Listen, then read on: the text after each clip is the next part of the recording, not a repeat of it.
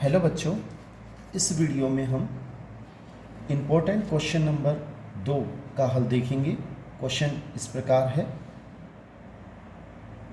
असमीका 1 व 2 को समीकरण रूप में जब लिखेंगे तो निम्न प्रकार होगी।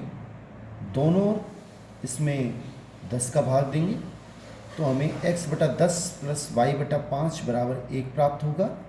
इसमें जब दोनों ओर 24 का भाग देंगे तो 3x/24 + 4y/24 बराबर 24/24।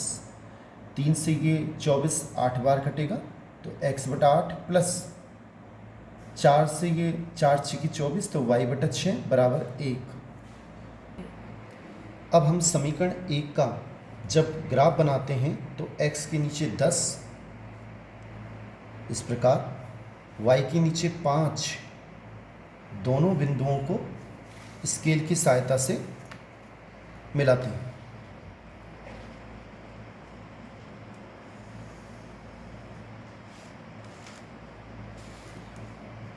अब असमीका 1 में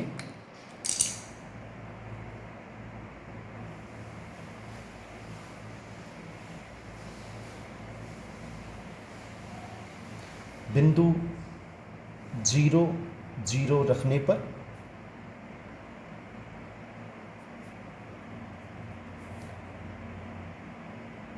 असमीका 1 में जब x के स्थान पे 0 रखेंगे तो 0 प्लस 2 इंटू वाई का मान 0 रखेंगे तो ये भी 0 हो जाएगा, is greater than equal to 10।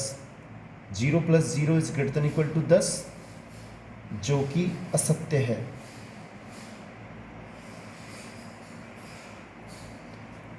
जब सत्य आता है तो हल 0 0 की तरफ होते हैं, तीर के साथ 0 0 की तरफ लगेंगे, और जब असत्य आता है तो हल 0 0 के अपोजिट साइड तीर के निशान भी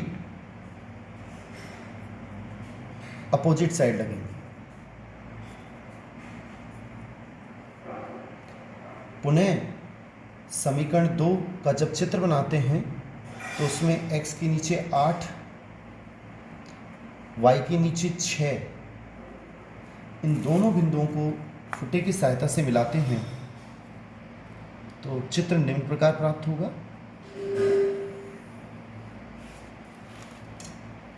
अब असमीका 2 में पुनः बिंदु 0 0 रखेंगे।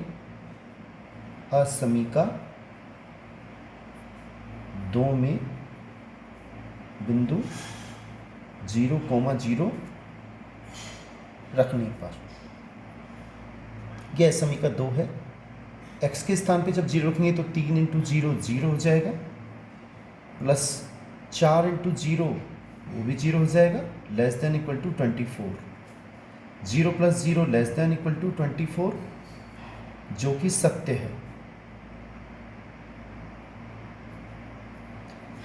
सत्य है तो इसमें तीर के निशान 0 0 की तरफ आएंगे, मूल बिंदु की ओर आएंगे।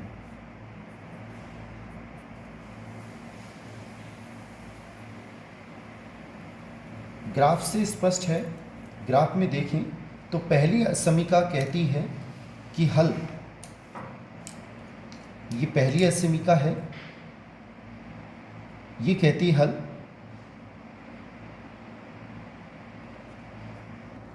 असमीका 1 का ग्राफ इस प्रकार है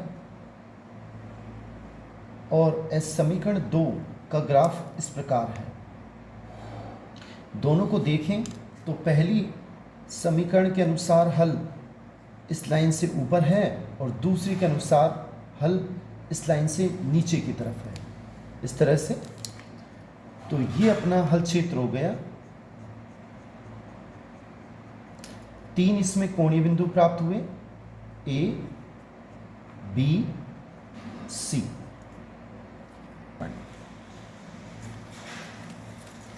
ग्राफ में देखें तो बिंदु A दोनों रेखाओं का प्रतिच्छेद बिंदु है, अतः इसको ज्ञात करने के लिए हमें दोनों समीकरणों को हल करना होगा।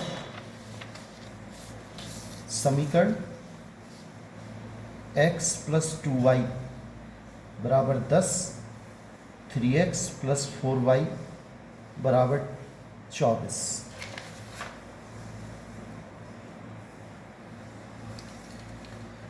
समीकरण 1 को 2 से गुणा करते हैं तो हमें 2x प्लस 4y बराबर 20 प्राप्त होता है। ये समीकरण 3।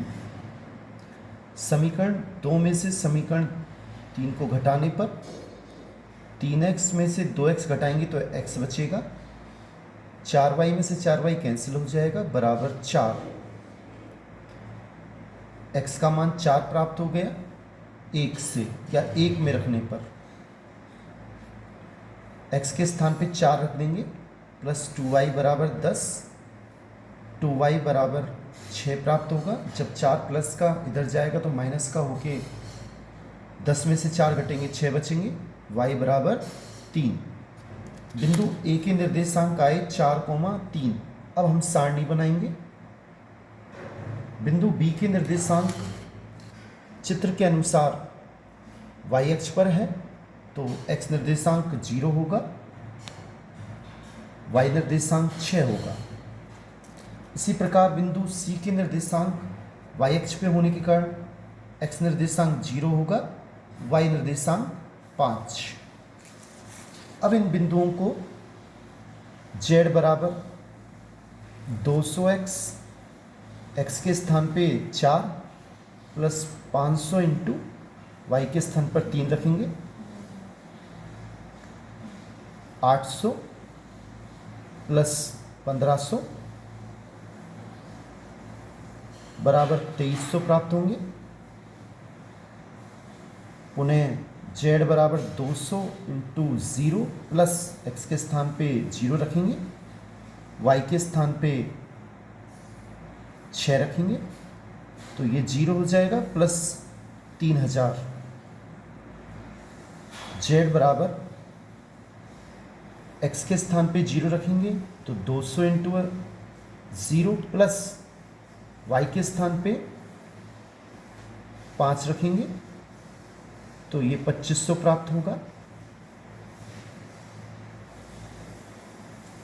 एक विशेष बात ग्राफ में बतानी है कि हमें दिया हुआ है x is greater than equal to 0, y is greater than equal to 0, मतलब x और y दोनों का मान धनात्मक है या 0 है।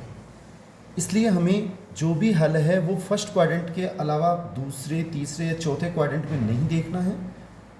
फर्स्ट क्वाड्रेंट ही एक ऐसा क्वाड्रेंट होता है जिसमें x और y दोनों धनात्मक होते हैं। अब हमें z का न्यूनतम मान चाहिए। स्पष्ट है कि z का न्यूनतम मान 2300, 3000, 2500 में से 2300 सबसे कम है, मिनिमम है। अतः इष्टतम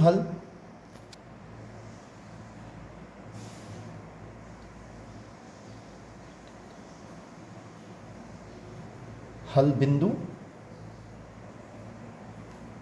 A 4,3 है, वह मिनिमम z बराबर 2300। ये अपना आंसर आ गया। धन्यवाद बच्चों। वीडियो को लाइक शेयर करें। धन्यवाद।